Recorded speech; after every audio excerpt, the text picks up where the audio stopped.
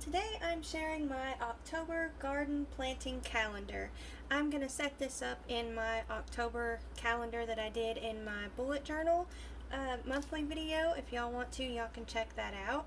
So I use several different things whenever I do my gardening calendar. I track the moon phases first. If I only had one part of this is what I would track. So what I do is I use little up and down arrows to let me know whether it's a dark moon phase or a light moon phase. So right now we are in the dark moon phase, so I'm going to use the little arrows like this to show that it's a below ground day. So we'll do that all the way. Let's see, the full moon is on the new moon is on the 14th, so we'll put that in there too. Okay, so the 14th is an above ground day. I think most of the day it's that, so that's what I put there. So now we're going to change to above ground or light moon phase. So during the dark moon phase, that's when you do all your planting below ground crops like your beets and carrots. And when it's a light moon phase, that's when you plant your above ground crops like your tomatoes and peppers and those types of things. Okay, so the full moon is on the 28th, and most of the day it's an above ground day, so we're going to put our arrow there, and then it changes to the dark moon phase. So we're going to begin and end the month with the dark moon phases.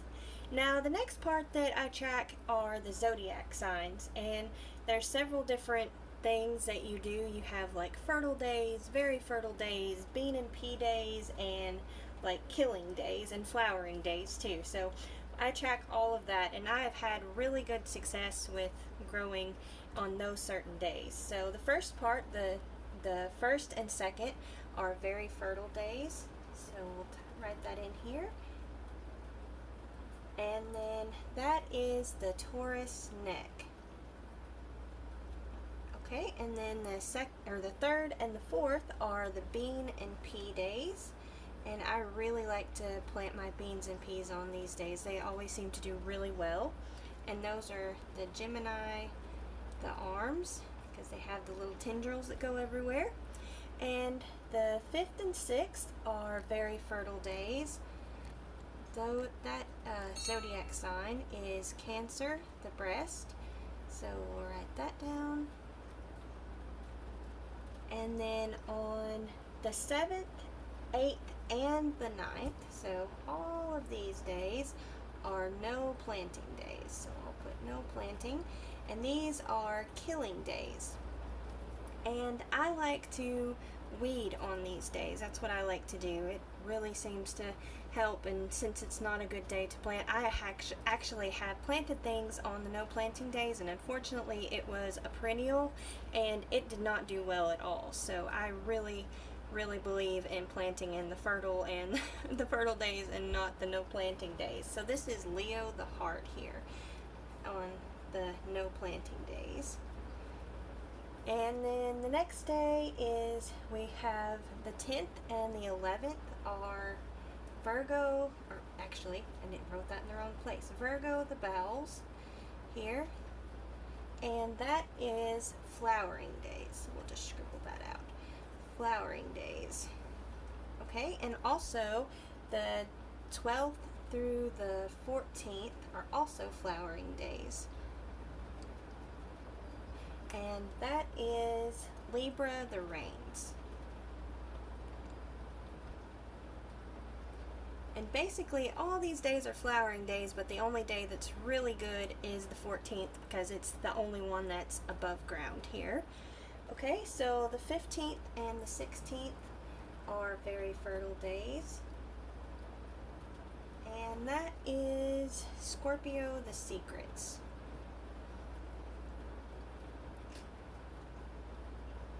And then the next days are the 17th and 18th are Sagittarius the thighs. And that is just a fertile day. So it's still a good day, just not as good as the very fertile days. And the 19th through the 21st are also fertile days. So they're still good, just not quite as good. And that is Capricorn, the knees.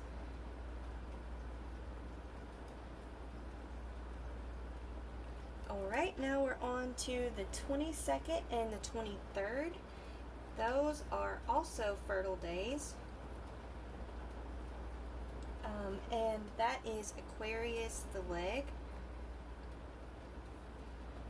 Okay, the legs. And now we are on to the 24th and the 25th. They are very fertile days. Okay. And that's Pisces, the feet. And the next few are no planting days. So these are the killing days where we do no planting, and again I like to do my weeding with that. And that's Aries, the head. And on our full moon we have a very fertile day, the 28th and the 29th. They're both very fertile. I'll just write very here and we'll put fertile here. And the sign that goes with that is Taurus, the neck. So we're starting all over again. There we go. And then the next 2 days are bean and pea days. And that is Gemini, the arms. Okay, so there we have all of our signs and our moon phases. You have certain days that are good for changes generally. This month there's not really any good ones. It's always kind of just standard to go with a dark moon phase because the energy is moving out of the body. And the same goes for with your harvesting.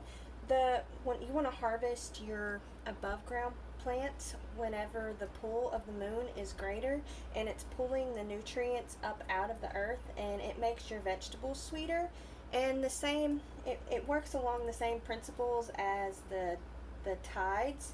And sometimes you'll, like at the full moon, you'll have a king tide, and that's because the gravitational pull of the moon is greater during that time. And the opposite is true during the new moon. So it's really cool how all that changes.